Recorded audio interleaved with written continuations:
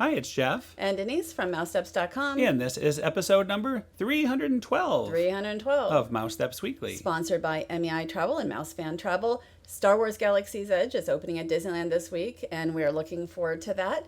For those who have reservations, anyway, you have to have that. Head to MEI and Mouse Fan Travel for last-minute bookings. But of course, we have fall coming up here in just a few months. I'm skipping summer because really not so much is going on. But fall is going to be off the hook with, Halloween in August. Halloween in August, yes. And Star Wars Galaxy's Edge and the new Illumination show coming at the end of October 1st and the end of Illumination. So much is happening here. So check out MEI Travel and Mouse Fan Travel and head to their website and fill out a no obligation quote. And we're going to start the show the best way you could start a day ever, at the Polynesian for some Tonga Toast. Right, we were over at Disney's Polynesian Resort. We were about to head on to the Monorail to Epcot. So we got some Tonga Toast, although they were a little skimpy on the bananas this time. We don't have Tonga Toast enough to know if that's like normal. So okay, Polynesian so you can see adds, half. Yes, only half the it's Tonga. like only a little bit of banana. What's up with that? It's still good. It's just like I like a lot of banana in my Tonga Toast. But anyway, it was really nice to be over at Disney's Polynesian Resort. We've actually been over there a few times lately, including for Trader Sam's when they've had a new mug. Hippopotami. Yes, and I like the spiky pineapple with rum over there. So if you've never had that, it's like a Dole Whip with rum, which is really nice. And I know people that like to get a 151 floater. I did do that. I didn't, only for $3. It's a good deal. I just figured it would be nice to try that. Spice it up a little. So anyway, we're walking over to the Ticket and Transportation Center to catch some monorail, and there are walls pretty much in almost every parking lot at this point. Yeah, in at the parks. entrance. I don't know why. Even Animal Kingdom yesterday, I noticed that. I think in advance of the 50th anniversary of Walt Disney World, they're just really trying to spruce everything up. So in a couple of years, everything should be amazing. And I don't want to say everything, but a lot. There's going to be so much new in a couple of years. So, if you only come here every 3 to 5 years or something, that's the time to come, is for the 50th anniversary, because I can't even imagine all the e-tickets and the other rides and the, how everything's going to look at that time. So we were here to go and get a look at the Epcot construction and especially the entrance. And here we are, we're on the monorail and talking about new rides. I see the Guardians of the Galaxy roller coaster show building. We just saw that off in the distance. And it's possible Ratatouille could open next year, with Guardians opening the year after, which would make total sense, because really you don't want two big attractions opening quite so much at the same time. But we're passing the parking lot now. We're not just here to look at construction, although that was a big part of it. There's going to be a lot happening here. There's a multi-year transformation of Epcot, and they're really just starting it recently, including Leave a Legacy is going to move outside. So, I don't even know what it's going to fully look like as far as there's concept art, but it should be amazing. And there's Leave a Legacy right now. Half of it is behind walls. They're going to eventually get that out of there, and it's still going to be up, just somewhere else. Yeah, and like you said, I think it'll be outside the entrance to the park. So when when you're walking in, you'll be able to see all the Leave a Legacy columns out there. Well, it says a beautiful setting just outside the park's gateway. Now, there's not a beautiful setting out there yet, so I don't know. I don't know when it's actually going to be moved, or if they're going to get something beautiful going. Here is the Epcot International Flower and Garden Festival. This is the last time we're seeing it this year. We might get to see still some of the flower beds and such, yes. Remnants. Because we'll be back a few days after it ends on June 3rd. There's Goofy. I love this view. So if you ever visit the Epcot International Flower and Garden Festival, take a ride on the monorail, come on through, and it really is just a fantastic way to get some photos, maybe some video. To me, it's just gorgeous. Well, you mentioned a beautiful setting earlier, and this is the most beautiful setting of all of the whole year for Epcot Flower and Garden Time. And this area over here is going to change also, where Starbucks and everything is. They're going to be ripping that up. I don't know even everything that's going to happen there, but there will be a lot of work there, plus the play pavilion. And here's one closer look at the Leave a Legacy, now with walls fully around it. So those will be coming down very, very soon, I think. It's just really amazing to think about how many changes are going to be coming here. to Epcot. I think the front entrance will be gorgeous. Oh, yeah, and look at how big that Guardian show building is. And here's one very, very quick last look at what's going on and the entranceway. Normally, we can walk this way. This is where the tram would pick you up and take you out to the parking lot. And certainly no tram there today. Maybe that will be the beautiful setting. I mean, there's no beautiful setting out there yet, so I'm going to assume one of those areas is going to be a beautiful setting for Leave a Legacy. It's very beautiful right here. Our last look at the entrance topiary, and we can see when we pan over here, the right side has the walls. The left side still looks the same though, so if you happen to be coming around the next month or so, I think you'll still be able to see some of this stuff while they're doing the right side first and then the left side. And this is unlike the bricks over at the Magic Kingdom, which are being, torn out. And those you can get something similar. I guess you can pay if you already have a brick, I think $10 for sort of a brick that you can take home that they'll engrave for you. I think it's an engraving type place. I've seen it. We haven't spent time over there. Right, and here comes Pluto to welcome the early morning guests. And we're going to take one last look at the construction area. And my Leave a Legacy tile is actually behind those walls, so I will never see it again in the original location. That is okay. I'm happy to make that sacrifice to make this a nicer entranceway. I think this area is going to be gorgeous when it's finished. So much is coming to Epcot, and here we are looking at the flowers in the water, and I don't know that we'll be seeing those again this year.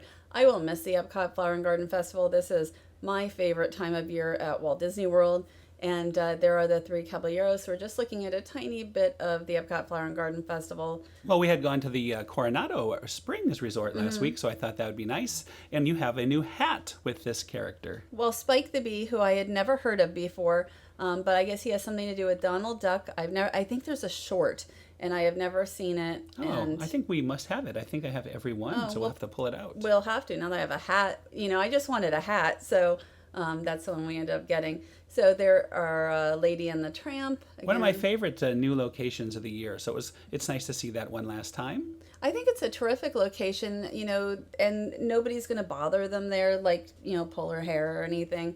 I just think it's a very nice looking location with the setting. So we had a nice little lunch here at the Katsura Grill, I guess is how you say it. Now, I hadn't been here that much in many, many years, but there's so much fried food around Walt Disney World Showcase, and I thought, okay, well, I'll just try the chicken teriyaki.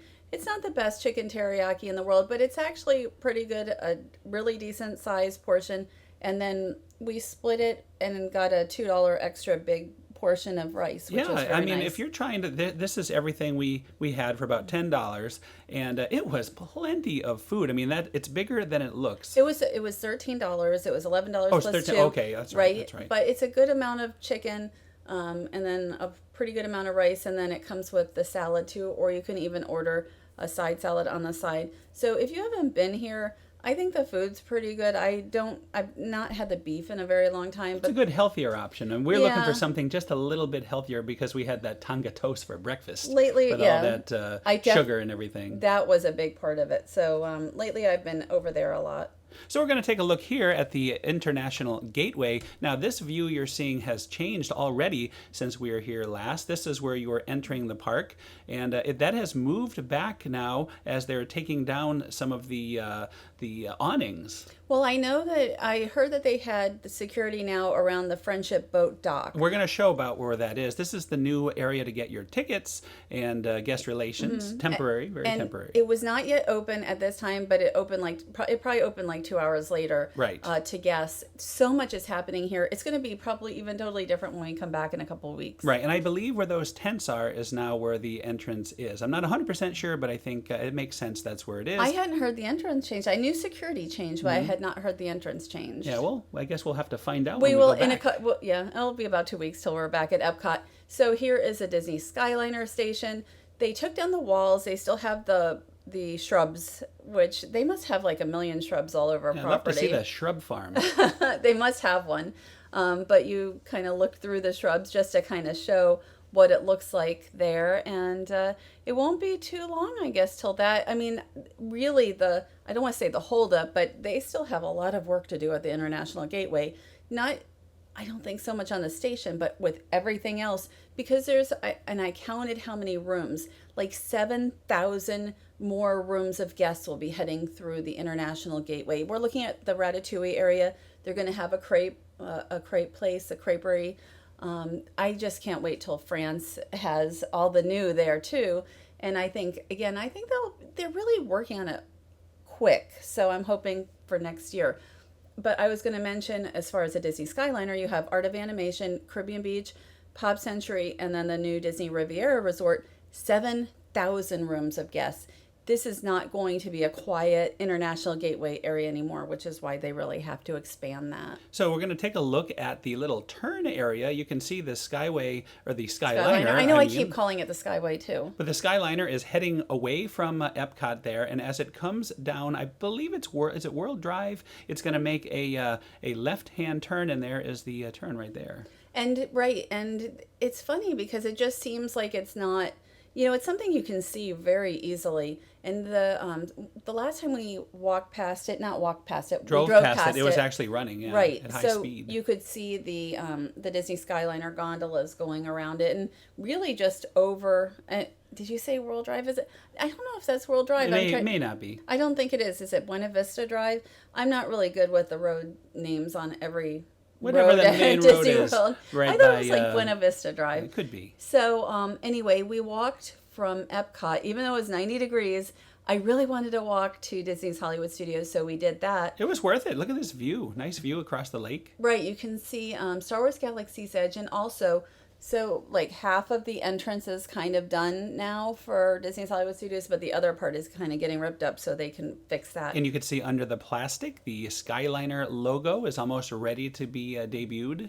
And, it'll be interesting. It looks so tiny, like just like Skyliner. And I think there might be a little Disney. Well, I suspect this also will be saying Skyliner. And they were doing their high-speed testing while we were there. And there's one of our favorite carts, the Haunted Mansion cart there. And you can see all of these gondolas have their covers off, and they look very colorful and very beautiful. And we looked at that. We're not going to spend too much time on this. But it really does look nice. I don't even know what high speed is, though, because, again, I don't know what 11 miles an hour looks like. Well, it's higher speed than the stop that we saw earlier. And we're going to take a look. This is the newest of the bus stations here. And we were going back to the Polynesian because that's where we had breakfast. And the location was perfect for us, one of the very first bus stops. Except that it took, you see, like, it's only us here waiting for a bus. Like, all the other buses have come. So it took a little while to get the bus there, but not too bad. So now we're heading over to Disney's Animal Kingdom, and I'm going to let you set up what we were doing. Well, we were there really for Rivers of Light, We Are One.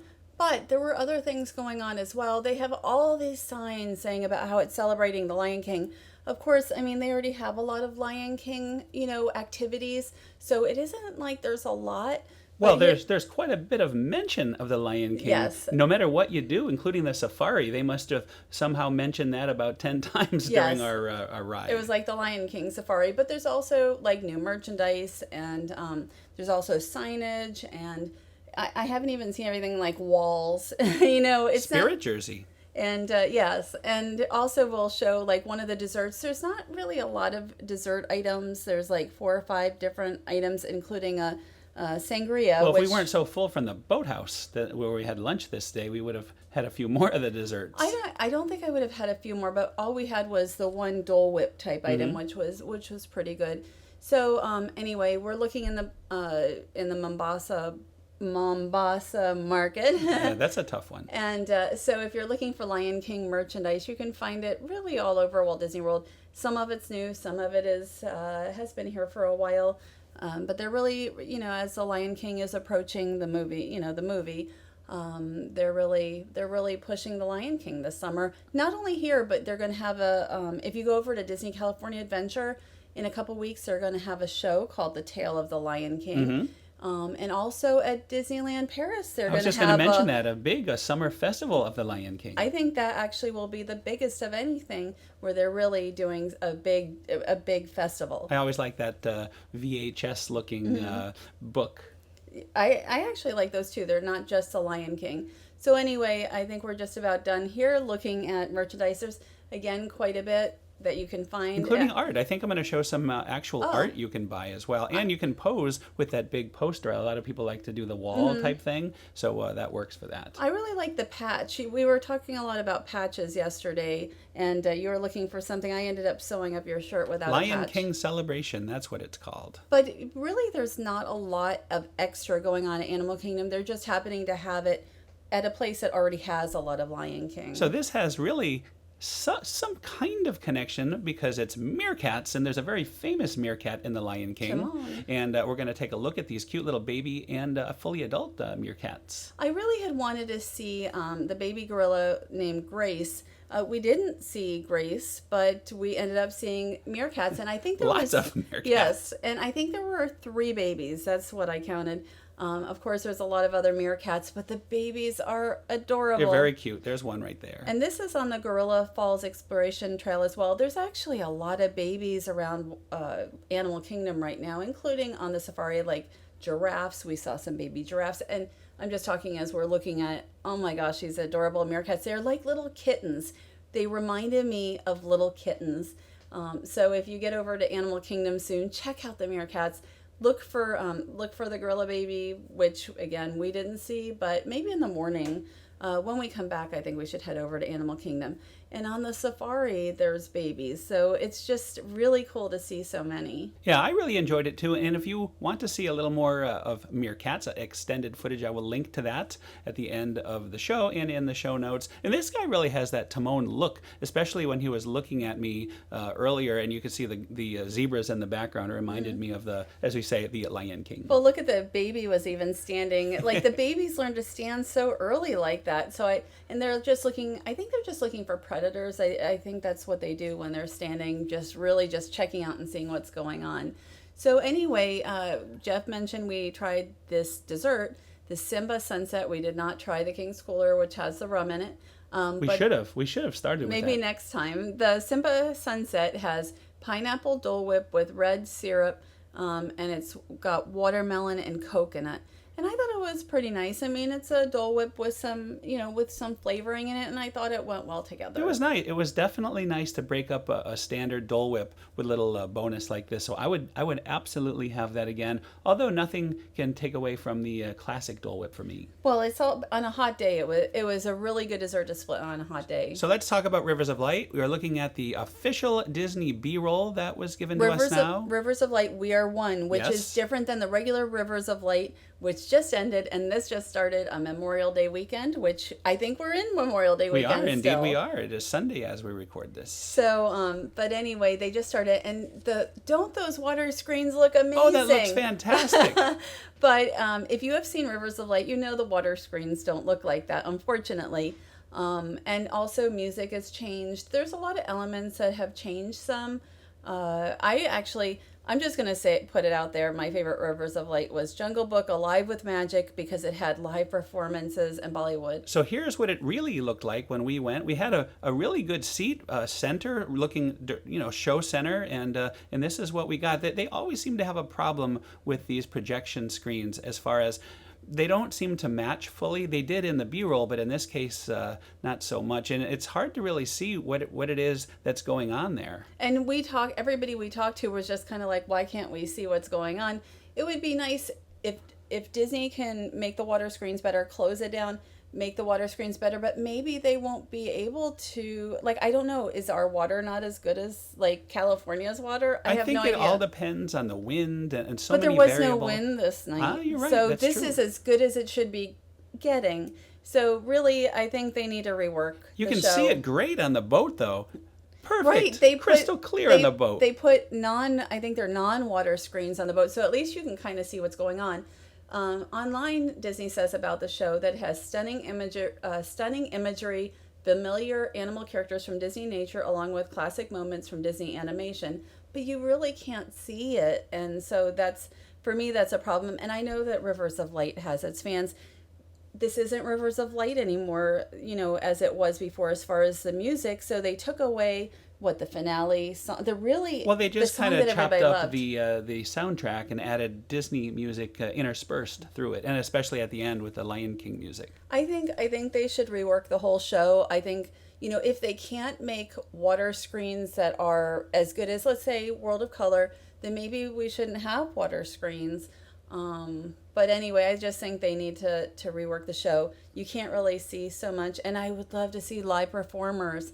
I think that's where Jungle Book Alive with Magic really excelled. And when we first saw that, I was mediocre on it. Some of it I loved, some of it I didn't love. But for something that was put together in just a couple of weeks, it was actually very good. I think you hit the nail on the head, though. I think if they can make the water screens work and work clearly, like Fantasmic at Disneyland, that would make a huge, huge difference. Well, World of Color, especially with the World of Color. World of Color as well. Screens. Especially, that's right, even more so World of Color, exactly. And we'll see that again. But they've had the water screens there, and they have looked great since day one. Now, this, though, the projection on the Tree of Life Awakenings, very clear, very beautiful, no problem as far as seeing this one. This was the highlight, was the Lion King segment of Tree of Life Awakenings. I think as far as clarity, as far as vibrancy, it looks better than the other segments, which actually are very good too. But I think they did such a great job with this one. And I'm just going to say it took a long time for us to see this. We waited until like 20 after 10. It was almost a half hour maybe. Well, we had to wait for the second Rivers of Light show to end. Now, but on the program, it said that this ends at 10. It didn't. Not the case, yeah, about 10:20, you're right. But we waited 20 to 30 minutes with, I think, really nothing on the tree, where we're just like, a bunch of us were just standing there, a bunch of vloggers, like, is it going to go? Is it not going to go? But around 10:20 it did. And they somehow managed to tell the entire story of the Lion King on this 5-minute projection show. It was really wonderful. I'm very impressed again. And I think this goes through September 30th, and it has animals and themes inspired by the film. So, Really? yeah. It's a temporary? It says till Limited September, time magic? It says till September 30th as part of this whole Lion King, the Lion King celebration. This actually, I think, is for that. Eventually, they're going to have, I think, a Christmas version, because Animal Kingdom's going to have Christmas decorations and all kinds of stuff going on this winter. So I'm very looking forward to that. Well, in the animal theme, we're off at Gatorland, who are celebrating their 70th anniversary. 70th birthday for Gatorland. And that's this year. We were told they don't know the exact date, but It's sometime in December. the exact day, but it's just like Disney. You're starting the celebration early. And they had something called Gator Palooza, and it was actually very busy once we were there earlier than the park opened. For an event, and then the ticket counters were crazy. It was packed. It was so good. I mean, I was very pleased to see quite the crowd into Gatorland. And right now they're doing a special feeding for us. Boy, these gators can really chow down on those meats. Right. And I just think I really like Gatorland. I do not mind alligators, and it's nice. Generally, you're in an area that's nowhere, not too near them, but just near enough where you can see them. Well, if we open the door right now outside our house and one of these guys was waiting for a little treat there, you might not like them so much. Well, not this size. Like sometimes, okay, we live in a neighborhood, and if you live in Florida, you live in a neighborhood that has alligators around. Yeah, we've had gators, definitely. So I don't really see them, but sometimes somebody will be like, oh, there's a 4-foot gator around. And speaking of gators, this is hilarious. I love all the little they have such the sense of humor at Gatorland, and it really shows. And that was a little nod to Disney on that sign there. Now we're going to look at a tortoise. Now, I just want to mention, it's sort of like a roadside attraction, but honestly, Gatorland keeps growing. They have had many enhancements, so it really feels like a full day park at this point. Oh, it is. I would have loved to stay a full day. On this day we only had a couple of hours. We already had plans to do other things, so it was just nice to be able to get out here for a couple of hours. And I remember these guys used to roam on the beach at Discovery Island. Were they bigger at the time? I feel like when I was a kid they were huge. Well, you were just smaller. Right. I think they were the same size tortoises, but I'll never forget seeing them just roaming the beach. Oh, there's you in the background taking some pictures. Yes. Now we're going to look at the Florida Panthers. So there's a couple of Florida Panthers here. There's also bobcats, which we'll be looking at. And I think that these are all sort of like rescues. They They can't be put out in the wild anymore. They were domesticated. I believe all of these particular animals were. So, but they're really beautiful animals. And so it's really nice to get to see again the panthers and bobcats, and then we just saw the tortoises and the alligators. There's crocodiles and there's birds. There's an aviary I've never been in. I don't think I've been in it, unless it was like 10 years ago. Well, we definitely need to go back for a full day and see everything that we missed, because by the time we left, all the daytime shows were starting, and it would have been nice to see some of that. Look, boy, I can go for a nap like this. And they even have like the signage on here. They'll drag you through this tiny mesh wire and eat you. That's a very good deterrent. And the truth is, they probably will. So stay away from that. Just the way they kind of write it. This is Gatorland, I think, is a family-owned, like through the years. No flusher. Attraction. Stay away from the changing room. Yeah, it's a different kind of theme park. It's not like, Walt Disney World, but it really is. It's fun, and it's actually very relaxing. That's the one thing about Gatorland is it's a very relaxing atmosphere. And I had no idea that white gators even existed before Gatorland, and they had loaned one of them to Fun Spot, and I think we saw them or saw one of them at the Fun Spot. So this was great to see multiple white gators, including an albino white gator, all at the same time. I thought they were very fascinating. It is, you learn a lot, and it's something about being near the gators, but feeling safe, being able to see all of them. And I believe this one is the albino white gator. And he's kind of scary because all of a sudden when I was recording him, he started turning towards me and coming my way. So I really enjoyed that. I've never seen one of the white alligators in the wild, so I can't imagine there's very many of them. And they also had a bunch of flamingos here, and they kind of remind me of the flamingos they used to have at Epcot that used to be between the Odyssey and the Mexico Pavilion, if you remember that. And anytime we're over there and I look that direction, it reminds me of when the flamingos were there. And they were always really a lot of fun. I think they're still at Walt Disney World. Now, we're about to see something to me that's one of the most interesting parts of any visit to Gatorland. It's these birds that are kind of standing right on the gators, kind of riding the gators. And it's always interesting because I think the gators would kind of want to eat the birds. No, but we've not seen it anytime we've been out here. Now, this is the breeding marsh, and there's alligators, but there's also birds. And not only are the alligators breeding, but the birds are breeding as well. So you get to see like eggs and baby birds. And so they call it the alligator breeding marsh. This is really cool because there's so many alligators. And if I saw one alligator walking down the road, it wouldn't make me nervous or anything. It's just a part of Florida life. But seeing so many, it's nice to be sort of above them. And airboats make me a little nervous, but just on the walkway, it's just kind of fun. And you can see this one bird with its eggs.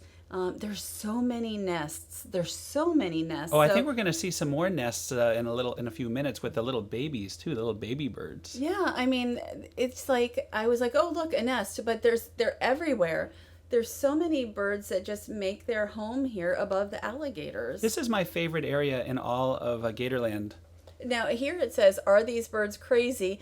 You can't imagine building your home above 100 alligators, which is, there's more than 100 alligators out here. But the thought is the gators would scare away any predators, so I guess it makes sense. Right, so it's just sort of interesting, and here are some baby birds. So, what's interesting is when you go to Gatorland, like on this day, there were so many guests with big cameras.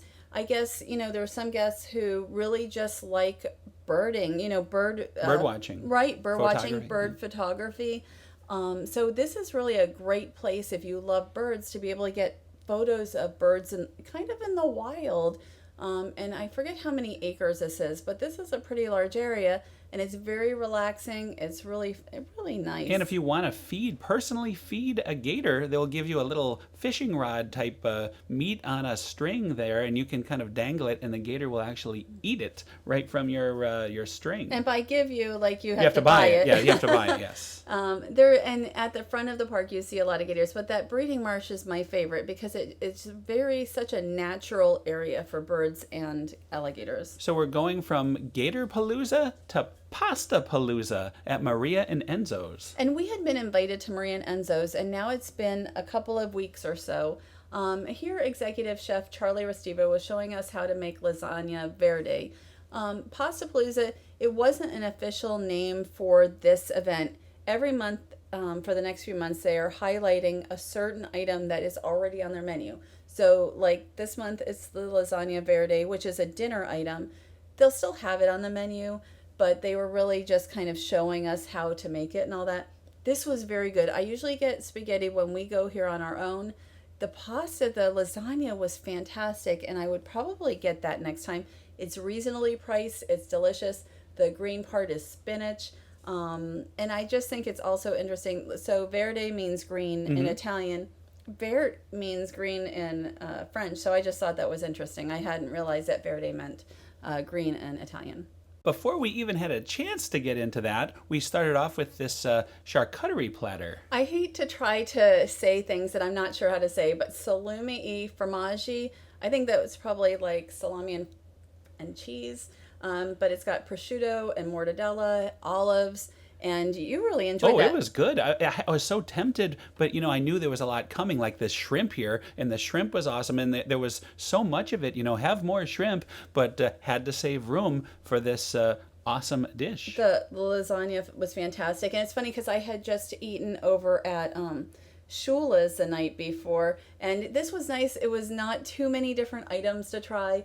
The lasagna, no, I'm not kidding. Like, it's so soft and delicious, and I just thought that was so good. And it was even better the next day. And the chef said that. He said sometimes it'll even be better when you reheat it because it absorbs all the and flavors. I brought and some everything. home. We brought some home, Yeah. and it was just as good, really, the next day or better. And of course, for dessert, we had these giant cannolis. And those were so good. And I mean, we each had one, and really delicious, obviously. Cannoli over at Marie and Enzo's. And I think I didn't mention this is at Disney Springs, so I think everybody who watches this will know where it is.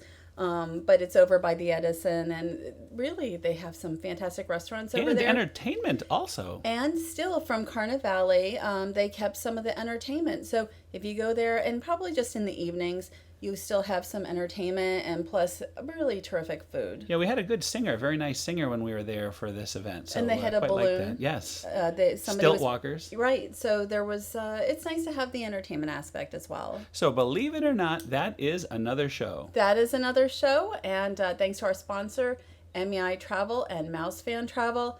Check them out for, again, I just think fall travel. Plus, I mentioned also the Christmas travel where Animal Kingdom is going to be all decked out supposedly for Christmas. So there'll be some special stuff going on there. Only a few short months until Halloween, August 16th. I think we have our tickets already. It's just under 3 months till Halloween. So isn't that amazing? But anyway, this week we will, as long as everything goes okay, we will be in Galaxy's Edge. So I'm looking forward to that. Oh, very exciting. It's hard to even prepare. There's just so much to see there, it sounds like. Well, I think we are pretty prepared. It will depend on how crazy it is as far as guests. Yeah, you never know. You never know what's going to happen. I think it'll be a few thousand. I think it will be much more regulated than it will be once June 24th comes. So I am glad to be getting in before, if it gets, really busy, because all the locals are going to want to especially see it after June 23rd, once June 24th comes. And not just that, but there's Disneyland. We're going to Knott's Berry Farm, and we have a couple other interesting surprises ahead of us. So I'm really looking forward to it. Should be a fun week. There is so much coming. Plus, when we get back, we have the Disney Villains event here. Oh, yeah, we have tickets to that, yeah. So we were invited to do that. And then we got invited to do the NASA Social. We got included in that. So right now we have that as well coming up in June. So it'll be a big month, lots of excitement. Toy Story, the Toy Story 4 junket. Yes. I mean, there's a lot. So it's going to be hard to do the shows and share everything, because this month, we've really had to kind of look for things, where next month it's going to be just, I would rather have Edge, more Disneyland. than less. Yes, but it's going to be a lot, so I'm looking forward to it. Anyway, thanks again for listening. Have a great week, and we'll see you all next week. Have a great week.